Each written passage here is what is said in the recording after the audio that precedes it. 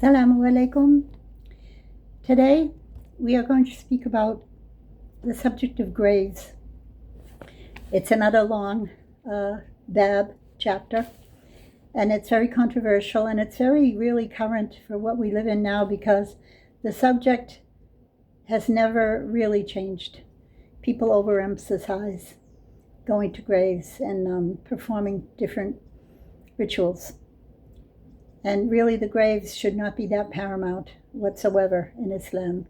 And this chapter will give you the reasons why and what people did in the past and how you'll find many parallels in what you've probably been brought up with, as I have.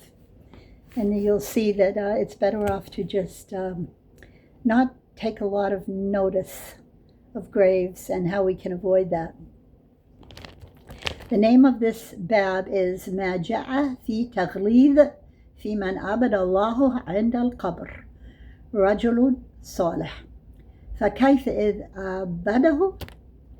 It says this is going to be about over-exaggeration and how wrong it is to worship at graves, even if it's a grave of a good man.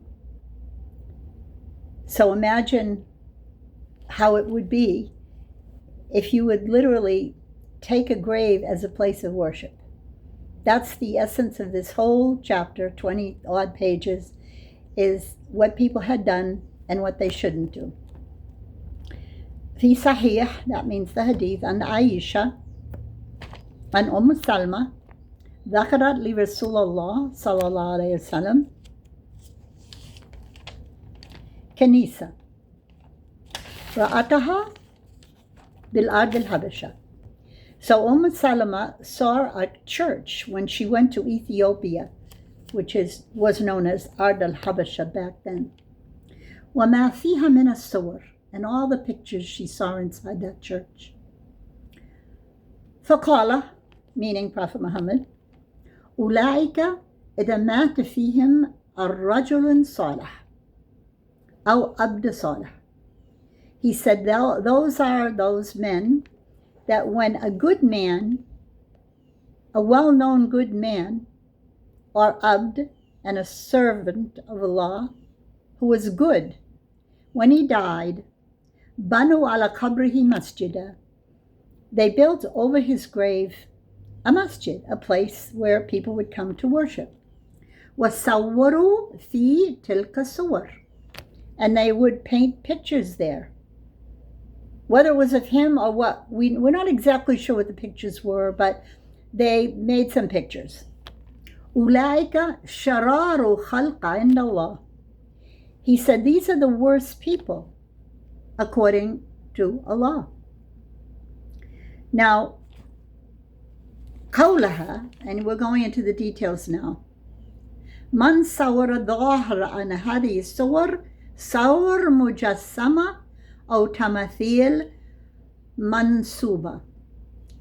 Now, this is a theory that these pictures were either of bodies or like a statue, mansuba, that is raised up, like standing up. And we can know because we have them now, and you've seen them if you live in America or Europe. And of course, they're in Egypt as well because they have a lot of left over from the Coptic Christians. And then goes on again to say, Mushara alayhim Nasara al-Habasha. Once again, these were Christians who lived in Ethiopia.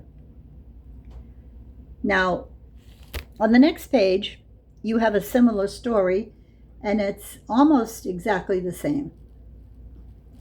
It says, هؤلاء, these people, جمعوا بين الفتنتين, they combine two problems, فتنة القبور وفتنة التماثيل.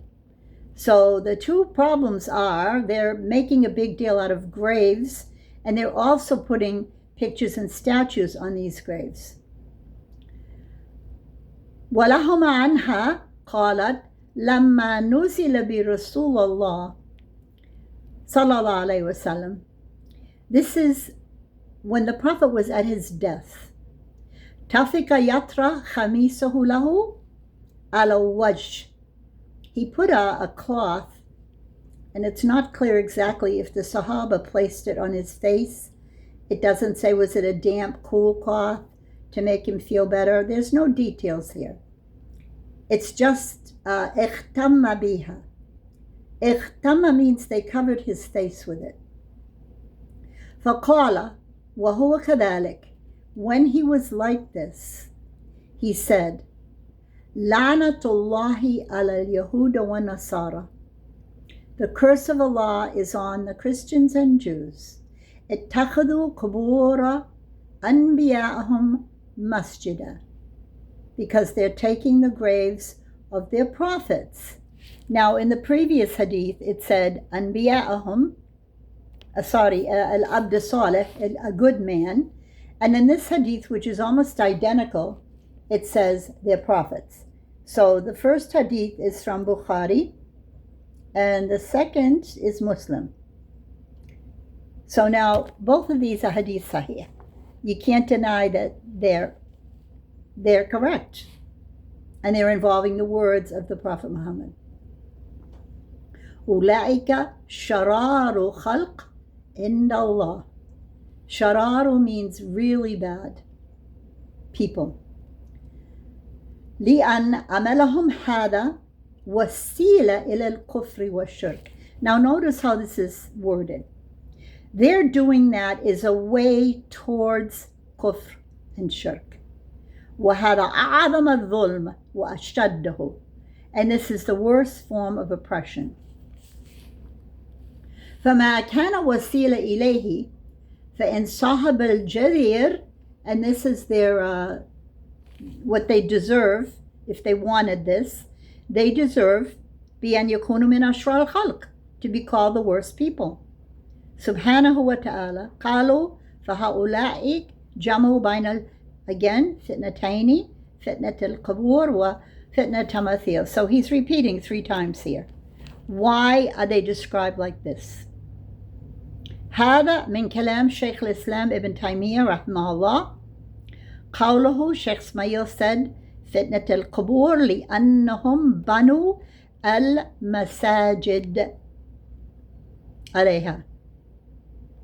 قالوا فتنة تماثيل, he said, regarding the upstanding or the upright statues, لأنهم صوروا فجمعوا بين الفتنتين وإنما سمي ذلك فتنة لأنها سبب لصد الناس عن دينهم. This thing that they did is preventing people عن دينهم. وكل ما كان كذلك فإنه من الفتنة. Anything that prevents you from following your religion properly is termed a fitna. It's a cause of strife. Fitna means confusion. It's a bad word. A fitna is not a good thing. That's why a verse in the Quran says, Al-fitna ashadu min al-qatl. The fitna is worse than killing. Because if killing happens, it's over and done with. It's done. It's gone. He's dead. But the ongoing fitna, as we shall see, the more we go on in this chapter, you can just see why Shaykh al-Islam Ibn Taymiyyah was so strict about this. And as we know, Ibn Taymiyyah lived later on, around the time of Salahuddin, when he had a lot to do with Christians. They were around him, around Syria or Sham, and he saw firsthand what they did. So, sabab ليصد الناس عن دينهم وكل ما كان كذلك فإنه من الفتنة. So now we have a verse from Quran to enlighten us a little bit more about a fitna. أعوذ بالله من الشيطان الرجيم بسم الله الرحمن الرحيم أحسب الناس أن يتركوا أن يقولوا آمنا وهم لا يفتنون. This is in Surah Al-Ankabut. Allah says, do people just think that they can say they believe and they will not be yuftanun, they will not be tried and tested with a fitna? And another one, إِنَّ الَّذِينَ فَتَنُوا الْمُؤْمِنِينَ وَالْمُؤْمِنَاتِ. This is from Surah Baruj. Those who do this to believers. فَتَنُوا الْمُؤْمِنُونَ وَالْمُؤْمِنَاتِ. And I don't know why he doesn't finish the verse, but it says, "Fi nara Jahannam," I'm pretty sure. All right, so now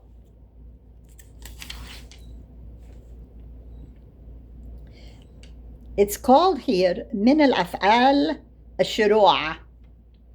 It means they began this practice. And then it continued on until this time that we're in right now. And they were warned against it. Now, it says here regarding the prophets, regarding the Sahaba, يُحَذِّرُ مَا صَنَعُوا وَلَوْلَا ذَلِكَ أُبْرِزُوا قَبْرُهُ. If it weren't such, then they would made sure that his qabr, Prophet Muhammad's grave, would be known. غَيْرَ أَنُّ خَشِيَ أَنْ يَتَّخِذَ مَسْجِدًا. And they didn't want that to happen. And this is in Hadith al-Bukhari again. They were careful about this so that people wouldn't be making pilgrimages like they do to all of the graves. And this is so well known in European history, and it's also well known in Egypt, that there is a great deal of grave worship. And especially made me very sad when I realized that in the area that the tourists go to, it's called Old Cairo. And tourists love it because it's old, especially Americans. The Europeans, they have old, but Americans don't have old.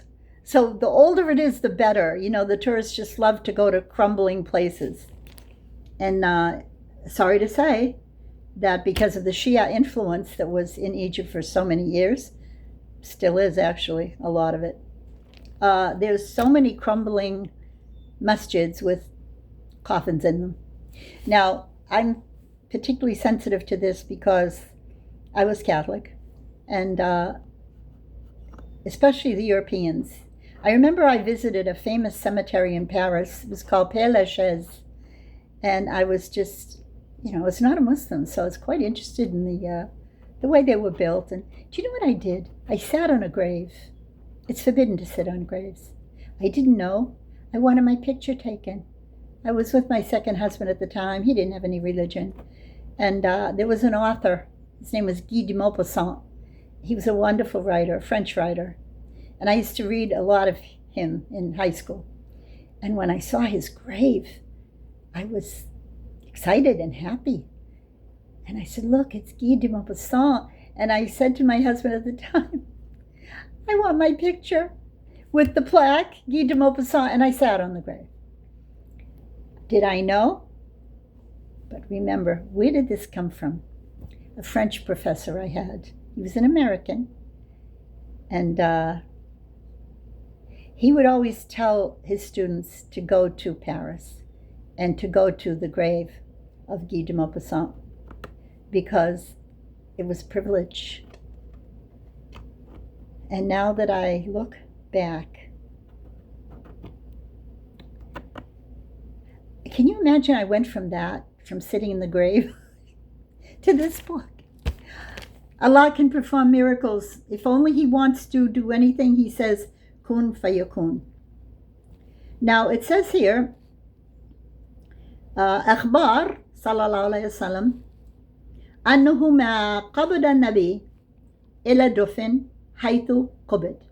All prophets were buried where they died. And this is Tirmidhi, the collection of hadith in Tirmidhi.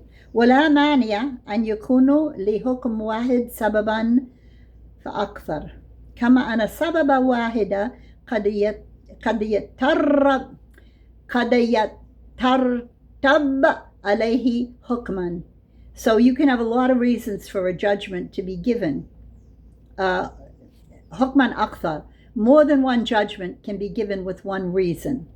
So in this case, the reason is going to the graves and making it a big deal. Visiting graves, let's say. Honoring graves by placing gifts and flowers, etc. is bad. Now, when we get to the next chapter where we get into more details about graves, you're going to see, I'm going to tell you right now, because who knows, I can die tonight. You'll never hear this. They're never going to tell you this. This book is kind of forbidden all over the Middle East, especially Egypt. Especially Egypt. They don't want the fitna, because fitna comes from civil strife. And there's so many people that do this. Well, what's wrong? Why don't you want to fix them? Why wouldn't you like this book to go, oh no, that's from the Wahhabis in Saudi. They don't have the issues we have. They have different issues. But what if they're right? This is all from the hadith of Prophet Muhammad. I shouldn't be questioning too much, because then you're not supposed to question. You're supposed to just say, Hadir. Hadir. And here's something I want to tell you right now. Oh, good. Aye, sir. Aye, sir. It's a military thing. Aye, sir. Okay? Did you know aye is how Egyptians say yes? They'll go, aywa, or aye. And sir, you would think it's a military or maybe a British. You know, we don't use the word. Well, we used to back in the day. Yes, sir. Aye, sir, if you break it down, is literally meaning, aye means yes. Sir is from the Arabic word yusr, making something easy. Yusiru shay. Siru, sir. Aye, sir. So much of the English language came from Arabic. But again, I'm digressing now, and I don't want to digress because there's too much here that's very important, and we don't want to have my little side stories until we finish. I want to make sure I give you the textual first. Now, here's another hadith from Muslim.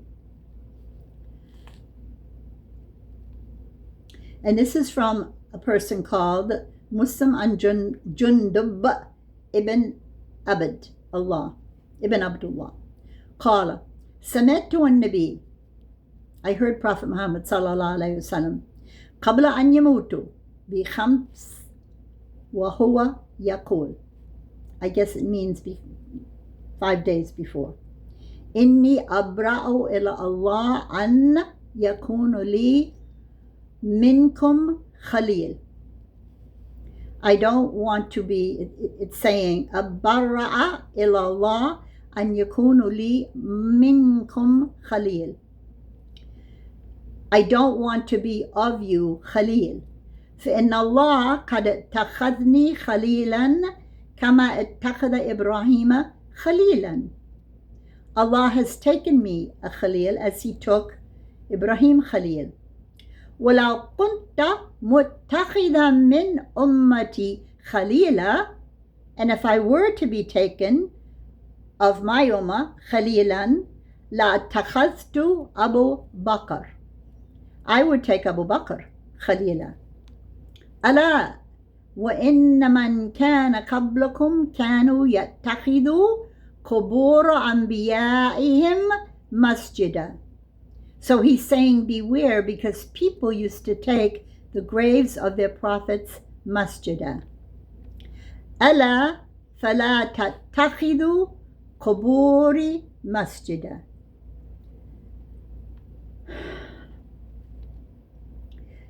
I'm sorry, it's not kuburi, it's kubur. So he's saying, do not take graves masjida. فإني أنهاكم عن ذلك. And this is Muslim. So he said right out, don't take my grave a place that you're going to be praying on. Now this leads us to the problem that where was Prophet Muhammad buried? Was he buried in a grave, or was he buried at home?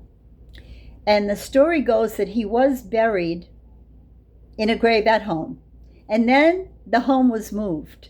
So now, if you notice, or recently you've noticed, they've started to change in Saudi Arabia and not allowing the women to go and pray at this particular spot, even though they have been doing it for quite a long time, because it's been complained about on many different platforms that these women are doing like the grave worship stuff.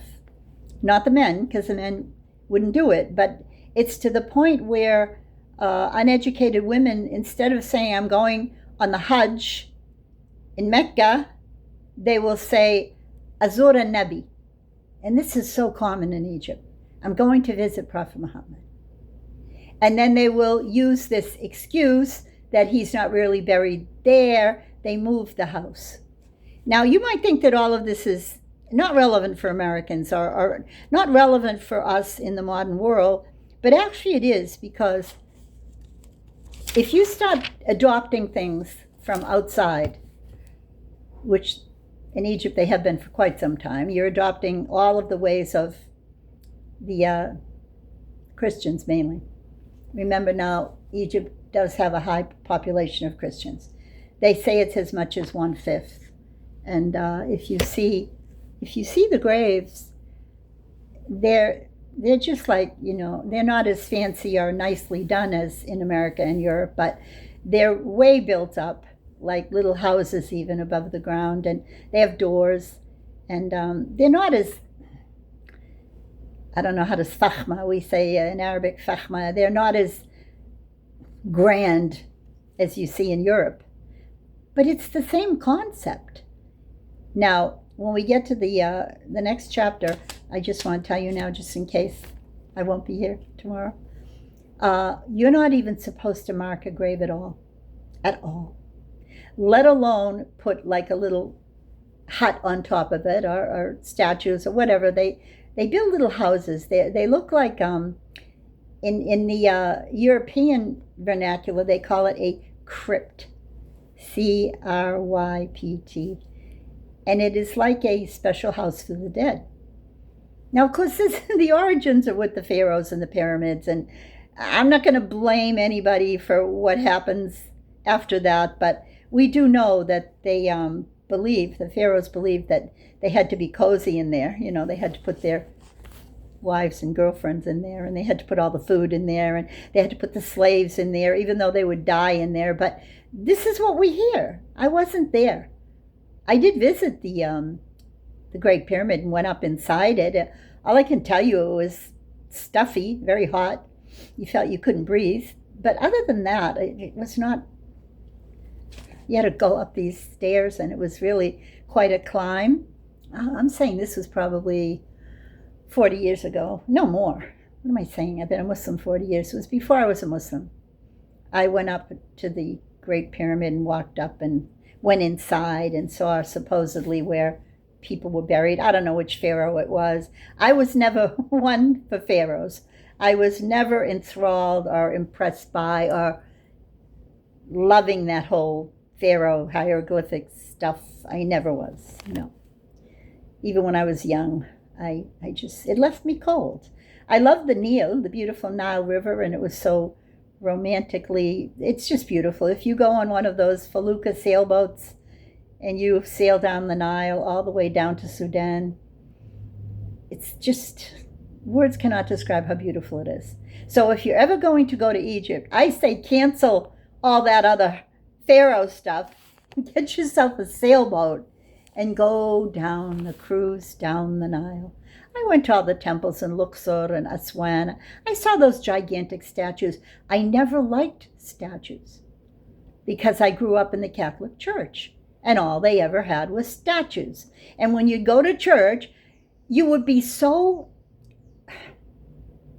you'd lose a concentration that would be spiritual, invisible. You're trying to talk to your Creator and pray, and all around you are pictures and statues, and they're so well done. They're so colorful, and so, of course, there's a lot of beautiful women in these statues, the saints, not to mention Miriam. They just look like angels, beautiful. And then, of course, they'd always have the flowy baby blue clothes, white color, and they would always have this lovely long chestnut hair hanging down. Yeah, she had a little hijab, but it certainly didn't cover her hair. And then, of course, they're painted up with makeup and all that. So you can see how people get confused. When art enters the story, all logic goes out because you go to another world of beauty. There was actually, she was a young American Jewish author. Her name was Naomi Wolf, and she wrote a book called The Beauty Trap. And that book, I recommend it to every woman to read about that.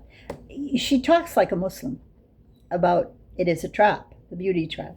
But getting back to the story about the graves and so forth, we have had so many Hollywood films that are supposed to scare you about like Dracula and ghosts and vampires who never die. So what they've done, Hollywood, they've taken the concept of death and graves and made it almost fun to be scared, because when you're young, it's fun to be scared sometimes.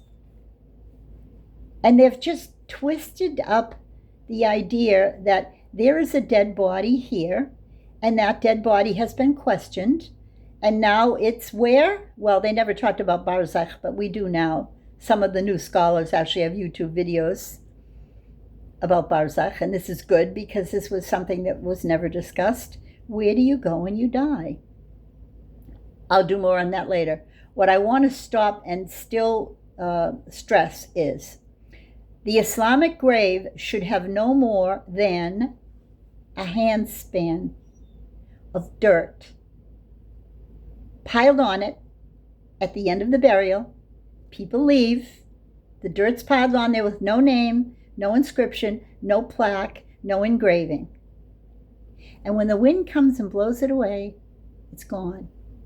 You don't go back and pile more dirt on it, and you don't put flowers there, and you don't stop and pray like we all used to do. Prophet Muhammad said, when you pass, you just make a dua for those people in the grave.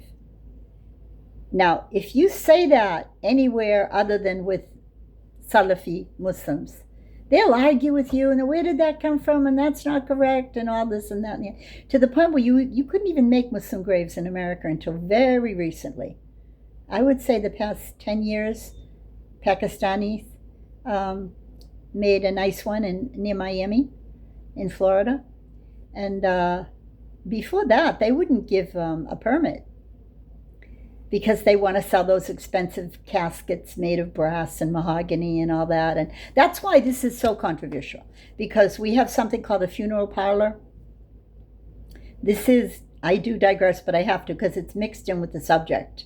In America, when you die, your body will either be cremated, but that's also new. We didn't do that much, maybe the past 20, 30 years. That was considered a no-no. You get buried in the earth. That was the Christians, and still now it is. But the Jews would often, opt for cremation, and then they'd take a little vase and they'd put the ashes in, and they'd keep it on the shelf in their house. Or they would go up to a mountain and sprinkle it around, or they would go on a boat and put the ashes in the sea, wherever the dearly departed wanted their ashes. But it still is, some people say it's running neck and neck now, cremation and burial, because people just can't be bothered and it's too expensive. But what was done, what was incorrectly done, was that you would automatically be taken off to the funeral home. The funeral home would take your body. They had to have a license, and they'd come with a big limousine to your house, and big, strong muscle men would put in your deceased on like a stretcher, and then lock the doors. It's called a hearse, Hearse. And they would bring you to this place called the funeral home or the funeral parlor, wherein you would register, turn over your body of your dearly beloved, and you didn't know what would happen, really, because it was just part of our culture. You just did it. You gave the dead to the funeral home. Of course, you had to sign off. It's usually, back in those days, a few thousand. It's like average 10,000 now. And we didn't really care to know how they did it. It was called the embalming process, similar to what Pharaoh did. What they did was they would extract all the fluids from the dead body with needles and tubes and so forth. And then they would insert something called formaldehyde, which was to preserve the body for the 3-day visiting period. After they worked with this body, they would, if it were a woman, they would take her favorite dress. A loved one would bring her favorite dress and her jewelry. And they had special women that would do the makeup and hair of the dead body. Now, if you're from the Middle East and you're hearing this, you're just freaking out right now. You're probably just disgusted, and maybe you don't believe me. It's normal in America, normal. We grew up with this. This was something we just took for granted. I thought it was weird and gross, but I still had to do it. And then what they would do is, when they were all finished doing you, they would have their visiting room, wherein you would rent that room, and you would rent it in my day for 3 days and 3 nights. It was expensive too. And what they would do, it was called to lay in wait. It was called the visiting hours. And you would have 2 or 3 hours in the afternoon and 2 or 3 hours in the evening that they would open it for you. It was an open casket. The casket was that expensive box. And your loved one would be lying there. And they would always have flowers all around. You paid a lot for the flowers too. That was another fee. So that this casket was surrounded by the most beautiful flowers, and they smelled beautiful. And the dead woman, let's say, or man, the man would be in a suit and tie, of course, his best suit and tie. And they would have their hands folded like this. And of course, the Catholics would have rosary beads entwined around the hands. And then they would lie there with their eyes closed, looking very peaceful. Now, what I found out later is they would either sew or glue the eyelids so that they wouldn't just pop open. That would be very scary, but that's what they did. And I remember you had to go. They made us go, and we had to kneel at this, it's called the coffin or the casket, and we had to do the sign of the cross and bow our head and say a prayer for our deceased grandma, grandpa, auntie, whatever. So all Catholic kids had to go through this. And it's creepy. And then they would even say, or they would hold little kids and say, "Kiss grandpa goodbye," and you would have to kiss the dead person. See where I'm going with this? Now do you see how much Islam is a mercy? None of this. Just wash that body and wrap it in a white cloth. No boxes. Just put it in the ground. But now they have some ordinances where it has to be boxed somehow, but, not as bad as they used to be. In the past 20 years, the Muslims have been making a lot of progress. Now, mind you, I might add, before we stop this, we have to do part 2. The Jews were able to just bury without all that fanfare. Why? Well, they fought for it. Yes. And also, the Jews are allowed to bury by sundown. We're supposed to bury by sundown. Muslims never get around to that. They take a day or two. You get what you strive for. So when the Jews did that, it was because they had rabbis and they had some religious Orthodox who knew what was right and fought for it and got it. But the Muslims who came over were not really into the Sunnah. Actually, the majority of Muslims who came over to America at the turn of the century were Shia. They were Lebanese.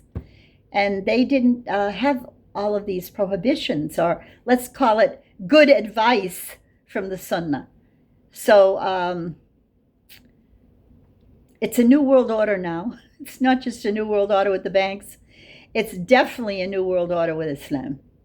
Really, in the past few years, 2 or 3 years, we have so many qualified, educated, correct Sunni Muslims doing YouTube videos. It's a new world order for the Muslims. The Muslims are really making headway, and they will, inshallah, continue on this path of bringing the correct Islam. And that's what I want to do. That's what I'm doing. And let's do part 2. I'm stopping this one, and then we'll do the next one. And then I think I'll try to get this done in just 2 lessons, because the next chapter is almost exactly the same, but it gets into more detail of the graves and so forth. Inshallah. Assalamu alaikum.